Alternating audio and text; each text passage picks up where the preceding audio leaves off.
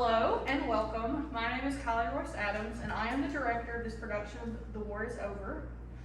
This production has been completely student-led from the writing from our very own Hana Goss, which is right here.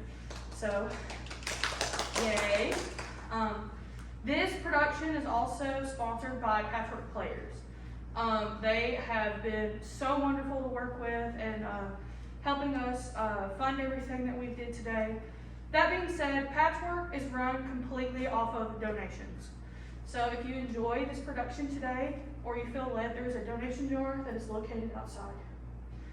Before we begin, I have a couple of announcements.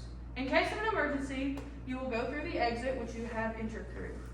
In the case of cell phones, please either put your cell phone on vibrate or cut them off so they don't go off during the performance, and there will be no flash photography or filming of this performance other than what we are doing. And COVID regulations, our actors have been COVID tested once a week. Everyone is good to go. This performance will be done without masks. That being said, enjoy the show. All right.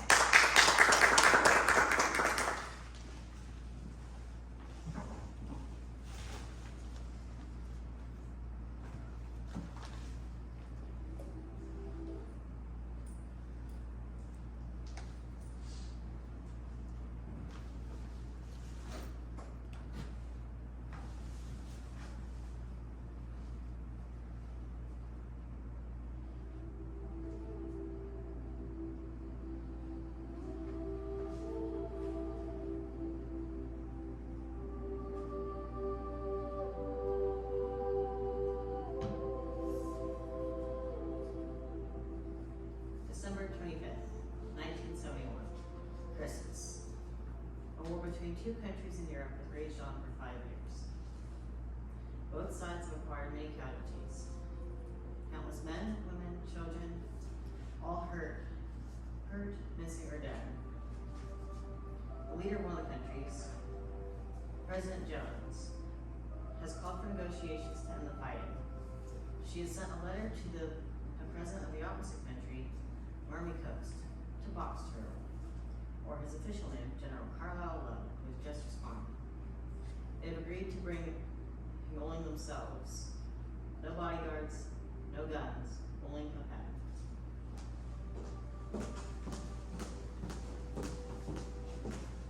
Hello, General Lowe. I'm glad you can join me. Lowe lost his arm in a war. Takes a bit of getting used to. I'm sorry. I should have known. It's fine. Let's get on to terms of your surrender, President Jones. No, I don't think you understand. This isn't a surrender. This is a peace, a treaty to win the war. The only way this war is going to end is if one side loses by surrendering, and I am certainly not going to do that.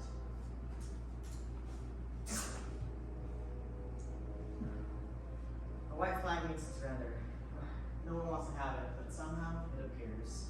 I understand, General, but the war must end somehow and in some way. It should end with justice for my people, especially after what your kind did. My kind, we did nothing wrong. Of course you would think that. It is true. We were only defending ourselves from you and your invading forces. Only because you invaded us first. No one knows who started the war. Some say Jaxians came into land from Army Coast. Some say someone from Army Coast shot the Prime Minister of Jaxian. Ask a different person, they'll tell you a different story. All we know is we have to keep shooting people shooting us. Never mind who invaded who. Let us just find a compromise and get this meeting over with. Then both of our countries can live separately and at peace. Leaders have to keep calm during negotiations. Composure keeps the person and their country together. I highly doubt that, knowing your kind. No matter how much the person they're talking to gets on their nerves. General Lowe, it is in the darkest of times we must have light. That light is a hope that can save us Don't all. give me a rerun of one of your old speeches. Jones gave speeches to people every night over the radio. It got a little tedious after a while. Too much of the same thing. Death, missing in action, death, missing in action, death. One thing is for sure, I'm glad we could have met before the nuclear weapons started flying. That is true. we would have nuked Jackson off the map. If you nuked us, we would have nuked you right back. Then neither one of us would have been here to save our country. If they keep talking this long, they're gonna be the only ones in the countries they saved. Nukes may have been the worst possible scenario, but there were other bad things. General Lowe was on the front lines. He saw the worst of it. Or so he says. I saw many villages in our northern sector scorched. Buildings fell from the bombs from the planes. Bullets filled many people's bodies. More than they should have. Yes, and that is why I propose for every dead soldier I want retributions for. And why don't we get retribution too? Because you killed more. The death count says so. I guess it does. I want you personally to repay for every person who died on Jackson soil by your hands. I have killed countless. The country could never afford it. That's true. Well then, I just want retribution for one soldier, Major Jonathan Jones. Oh, I know him. One of the great leaders of the Jackson army. He was captured and was a prisoner of war. Was he was executed on your Capitol steps? He was just another soldier. You replaced him the next day. If I did, the soldiers would have had no one to lead them. A soldier's only job when they're on the battlefield is to win. A soldier is just a soldier. He wasn't just a soldier. He was a father. He was a husband. He was a person. But sometimes that composure can slip. Maybe not. You threw him away like he wasn't. What do you mean? You threw him away like he wasn't a person. We had to. We were running low on people, and you were invading a bunker. All that bunker had was weapons. I made sure of it. You had it evacuated 3 months prior. There were no people. You sent innocent people there. In war, nobody's innocent. As a result, him and the rest of his squad were captured, taken to the capital of Marmy Coast, executed for war crimes. My husband shouldn't have ever died. We at least have mercy. We don't execute our prisoners of war. He died because you wanted to defend something with no meaning. His death is on your hands. No, my husband's dead because of you. You killed him. He's dead. Composure slips a lot sometimes.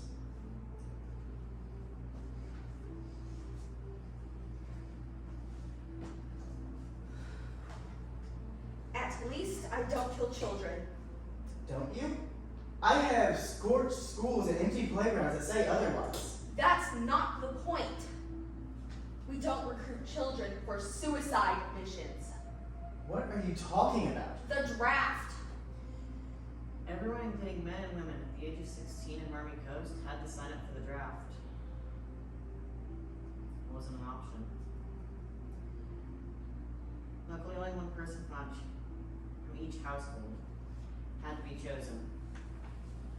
Very unlucky for single parents and retirees. Everyone has the ability to fight in a war. In one way or another.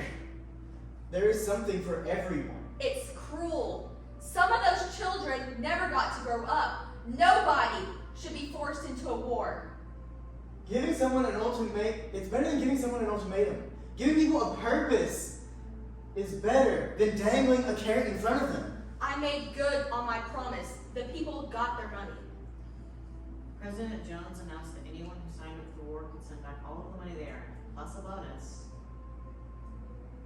back to their families. Sounds fair, unless you live in Jackson, where 25% of the population lives under the poverty line. Then it wasn't a choice. How much does a life cost? They could choose not to go. Could they? Could they really? Speaking of which, my country would like our gold back. The one you took from our vault in Timex Square. We didn't keep any contraband. It was all either left or burned. We left nothing behind. Maybe it was one of your soldiers that took that gold. We don't know who took it. I just want it back. Or at least a retribution for it. We don't want your gold. It is blood money. Some things in war you just don't want to keep.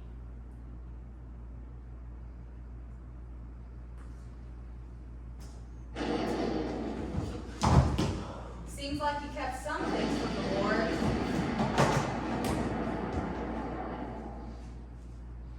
Shell shock is defined as post-traumatic stress disorder occurring under wartime conditions. It can cause extreme stress. Anything can set it off. Maybe that's where he gets his nickname from. The box turtle. Well, if gold is out of the question, then I propose that Jackson can extend into the southern borders of Marmy Coast by 5%.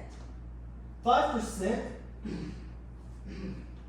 We are not losing 5% of our land. We are not losing any of our land. It is a compromise, and the southern borders. The resources are not as great as the other borders. It's the best land to live. No! Every leader wants more land. Please, General, with everything we lost, we could use some more land. No! Losing that means losing our most abundant areas in wood.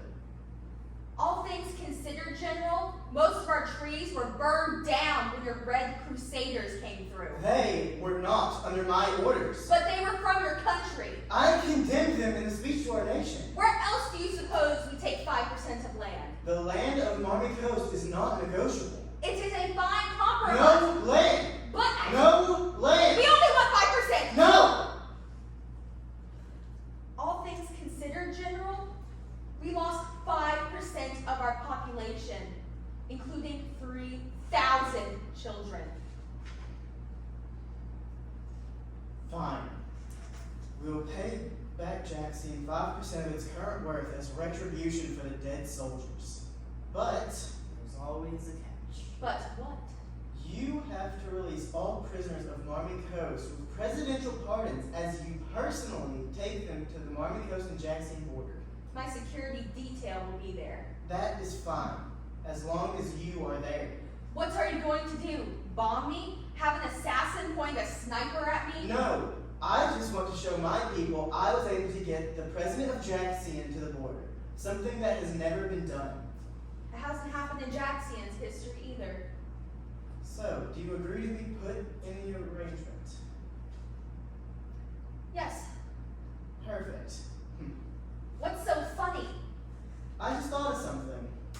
You could have won the Battle of Knox Square, and maybe the rest of the war. That was a key battle Marmy Coast won. If only you hadn't pulled your troops out too early. We did it to salvage the cost. You could have ended the war 2 years earlier. Wouldn't that have salvaged the cost more? I don't know. I would ask the previous president. It was an election year. President Jones won in a landslide after the previous president prolonged the war too long. You convinced your husband to leave. President Jones' husband was on the front lines since the beginning of the war, and until his untimely death. He'd do anything for the ones he sacrificed. But the troops were not so easily convinced. I heard from the survivors of Knox Square they could have won. They had twice the manpower as Marmy Coast's army. So you paid them out of your own campaign budget to leave. But the subordinates followed their major, as he knew best. Isn't that right? Moneybags Jones. Oh, so that's where she gets her nickname from. Yes, I did do that. And it won me the presidency, because I believe in bravery and sticking to my guns. Unlike you. General Lowe rose to power because the people wanted a fighter who was brave and not a coward. What are you talking about? Every other general had a pacifist approach, but he told them to fight. Fight for Marmy Coast. I checked the list of generals and their battles, and it seemed like your name wasn't on any of them. The people of Marmy Coast say the general is never home in his mansion. What are you implying? I'm implying that you hid in that bunker in your big mansion and never saw any of the front lines. However, some see they say a one-armed man walked the halls. I lost my arm in the trenches. Summerville, 1967. Legend had a cannonball blasted his arm clean off. Records show that Sutterville didn't exist. Some say that the Battle of Sutterville was so brutal it wiped all the towns off the map. It was an old town. It wasn't on any maps. Mm-hmm. Your hospital records state you lost your arm because of your cancer. Journalists lined up to write the story of the brave general with one arm who saved his group. But one journalist thought it was implausible. That was the last journalist story that they posted. You did your research. I did have cancer. But they didn't need to know that. It makes us look weak. It makes me look weak. How did you hide it? The doctor's orders say to stay in bed, even when they're knocking on your front door. There was a raid at the capital of Marmy Coast. Many innocent people were hurt. They were looking for the general. When the people think you're fighting for your freedom, it doesn't matter where you are. On the front lines or in a bunker. A box turtle hides in his shell when danger approaches.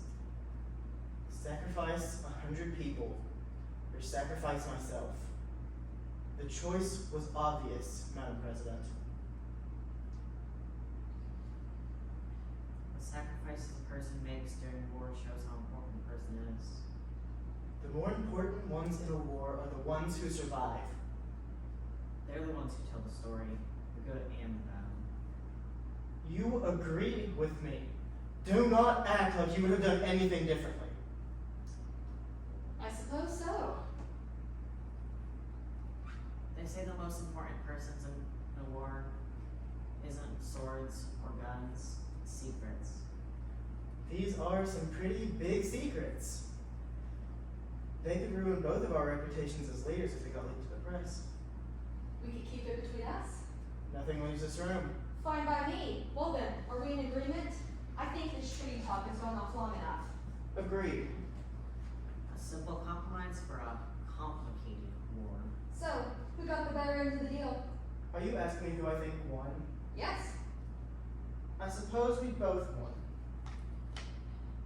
No one wins in a war. Battles make the victors, people, generals, leaders, they may come out on top. There are no winners. To winning the war. Winning the war. But each side likes to believe they've won. Do you wish we did anything differently? I have no regrets. There are things we regret. There are things we wish we could have done differently. Maybe those things would have prevented the lives lost. Lives lost to grief, to madness, to death. Lives lost that can never be returned. Men, women, children, all gone in an instant. The blood on our hands can never be wiped off. To be fair, both of our countries hated each other. Conflict was inevitable. War is inevitable. There's no hiding from it. It comes one day or another. We'll all have to face it eventually. I guess we were the lucky ones to finish it.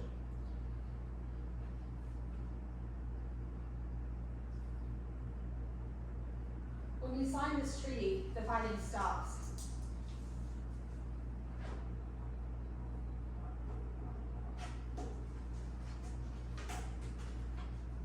And peace can come to both of our countries. Until the next war. Merry Christmas, General. Merry Christmas, Madam President.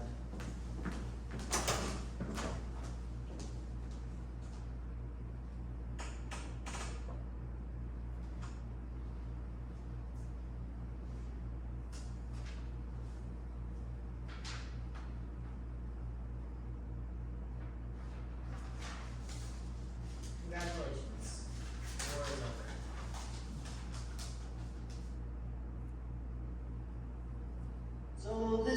Christmas. And what have you done? Another year alone.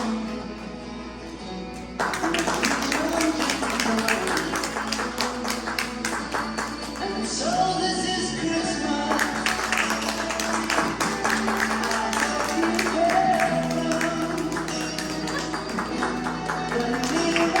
You're always Thank you all for coming.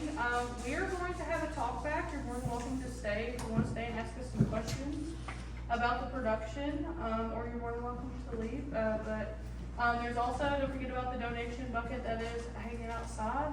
So you're more than welcome to hang out with us and ask us some questions about this production.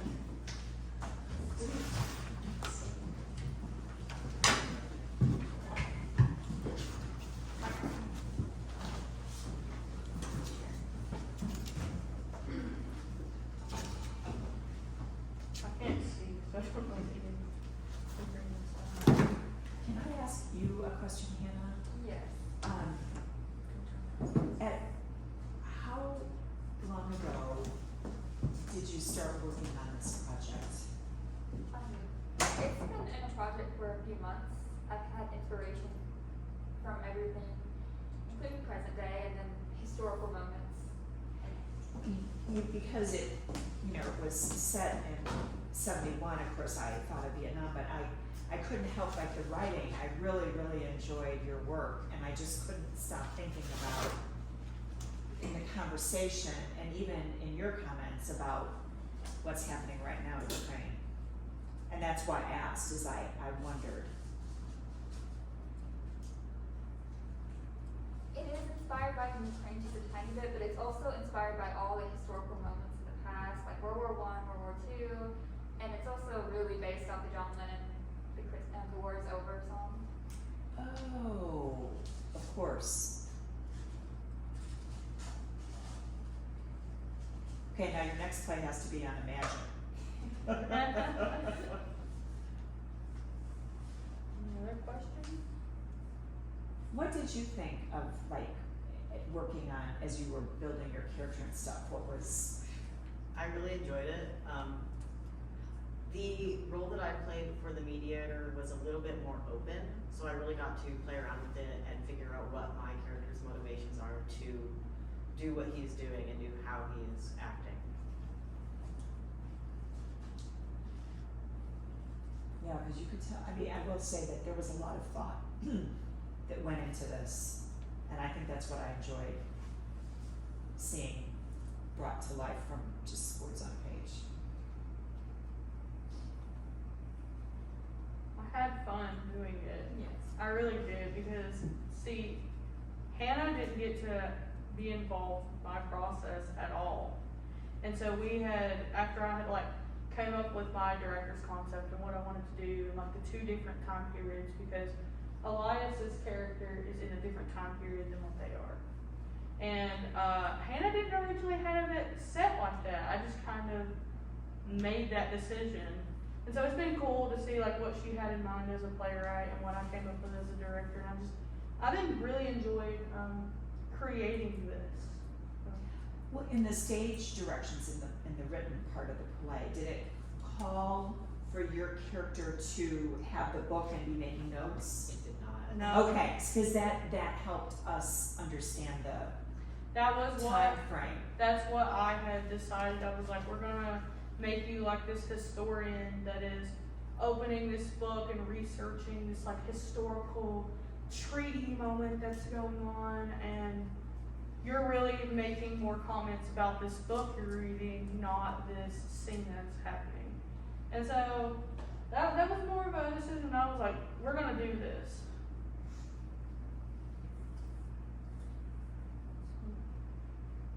Anyone have a comment they want to say about it? Want to talk about your experience? I enjoyed working with you guys and doing this student-led production.